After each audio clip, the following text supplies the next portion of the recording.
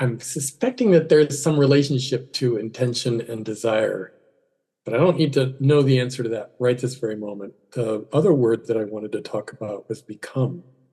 The origin of the word sounds like something that was created by spiritually oriented metaphysicists like in the 1600s or something. I don't know how far back that word actually goes, but it just feels that way.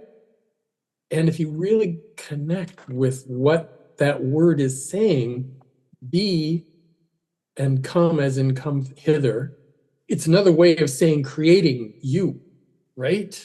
Be, come.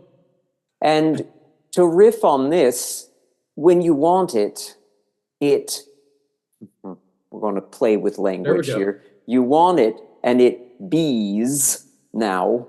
You want it, it be, and it comes to you. It becomes. Exactly. It be, and then it shows up for you. And it couldn't show up if it didn't be at the insistence of your intention. Another way to say that, and to mean the same thing from our perspective, is at the insistence of your desire. And intention and desire really are sort of like two ways of saying the same thing. Because if you desire it, there is strong intention that supports that desire. And if you intend it, there is desire that supports the intention. And that's a little bit where we started, where it's not all about rainbows and flowers and puppies and cuddles and kisses and all of this.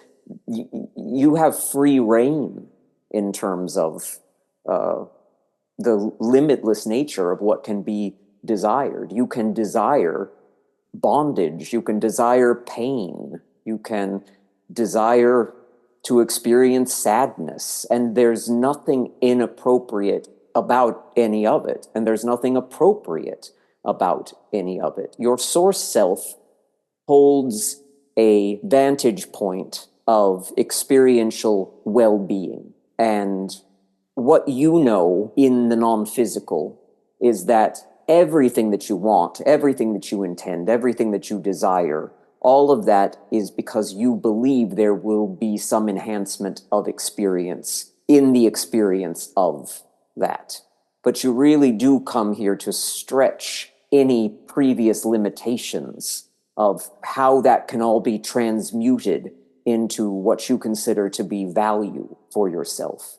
So that really is what might be considered a primary benefit of the duality of physical experience, is that you can dip your toe at the very least, if not fully immerse yourself in profound discomfort.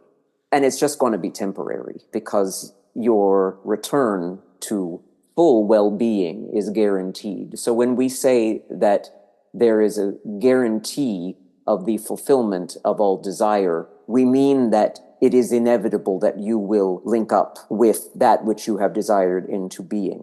And there are two ways that that experience can take place in the way that we mean two ways. We are meaning you can link up with it while you are focused in physical form, or you can link up with it once you return to full non-physical consciousness. And we like it so much because you like it so much when you allow it while you're physical.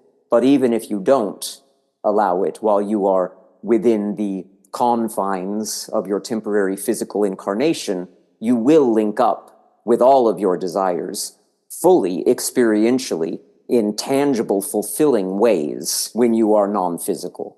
We just don't, well, let's start with what we do want. We just want you to know that you can have it sooner than after the death experience, if you allow it to be so.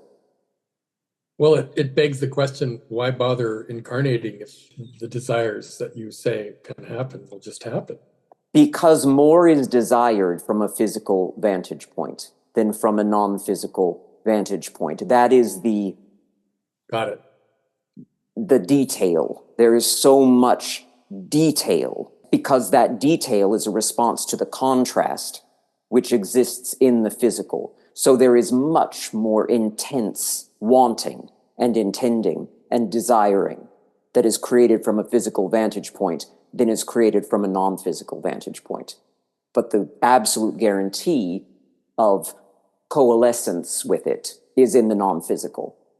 And the linking up with it in physical, there are a lot of variables there, all down to your thinking, which your thinking becomes your beliefs, becomes your perspective, all of that. So the reason for coming here really is about the greatest possible desire